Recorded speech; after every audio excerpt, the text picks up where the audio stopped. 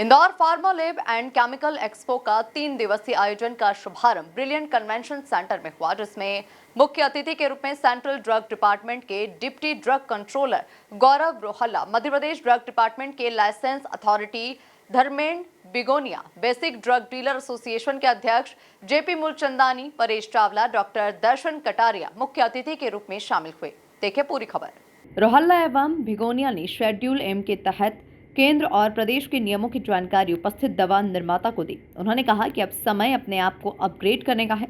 जैसे हम अपनी कंपनियों को अपग्रेड करते जाएंगे, निश्चित रूप से हम एक अच्छे मुकाम पर कंपनी को ले जा सकते हैं। उसमें जो भी सहयोग हमारी तरफ से करना होगा, निश्चित रूप से हम करेंगे। इस अवसर पर बेसिक ड्रग्स डीलर एसोसिएशन के अध्यक्ष तथा भारतीय जनता पार्टी के प्रदेश वार्ताकार जेपी मूलचंदानी ने कहा कि इंदौर फार्मा सेक्टर का एक बड़ा हब बन चुका है, जहां डोमेस्टिक जनरल मेडिसिन के साथ साथ एक्सपोर्ट ओरिएंटेड यूनिट की ओर से बड़ा कारोबार देश विदेश में किया जाता है। सरकारी नीतियों और नियमों के तहत अब सभी फैक्ट्रियों को गवर्नेंस के नॉर्म्स के हिसाब से अपनी कंपनियों को अच्छे स्तर तक ले जाने के लिए अपग्रेड करने की आवश्यकता है, जो वर्तमान कंपनियां निरंतर कर रही है। अधिकारियों का पूरा सहयोग उसमें मिलता है।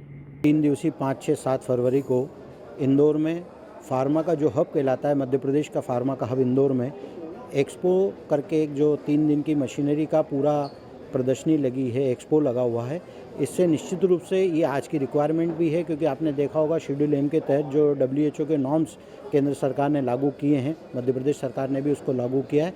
इस समय पर हर दवा कंपनी को अपग्रेडेशन की ज़रूरत पड़ती है, और उसमें ये जो मशीन एक्सपो है ये मील का पत्थर साबित होने वाला है, क्योंकि इसमें जो भी नए नॉर्म्स के अनुसार जो लेटेस्ट टेक्नोलॉजी की मशीन है वो इसमें हमको सारे देखने को मिलेगी। अभी तक ये होता था कि किसी भी निर्माता को मशीनों के लिए अपनी रिक्वायरमेंट होती थी तो उसको दूसरे प्रदेश जाना पड़ता था, परंतु जब पूरे हिंदुस्तान के सारे प्रदेश के लोग विभिन्न तरीके की जो मशीनें हैं वो एक ही छत के नीचे यहाँ पर सबको अवेलेबल रहेगी, जिसका डिमॉन्स्ट्रेशन भी रहेगा, उसकी प्रदर्शनी भी है, तो सभी निर्माताओं को इसका फ़ायदा होने वाला है। उससे समय भी बचता है, पैसा भी बचता है, और सारी सुविधाएं ये जो है वो इंदौर को मिलने जा रही है।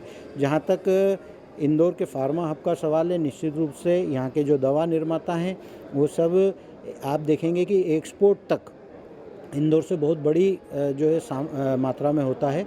और हिंदुस्तान में बात करें तो मध्य प्रदेश, और मध्य प्रदेश में इंदौर, यहाँ पर डोमेस्टिक मार्केट हो, गवर्नमेंट सप्लाई की बात हो या हमारे एक्सपोर्ट की बात हो, हम लोग फार्मा में बहुत स्थापित हो चुके हैं। निश्चित रूप से यहाँ का जो फार्मा हब है वो और नई ऊंचाइयों को छुएगा, और ये जो 3 दिवसीय एक्सपो है इसमें एक मील का पत्थर साबित होने वाला है। कुल मिलाकर देखा जाए तो Indore pharma lab and chemical expo का 3 दिवसीय आयोजन का शुभारंभ ब्रिलियंट कन्वेंशन सेंटर में हुआ। Bureau report, MP news, Indore.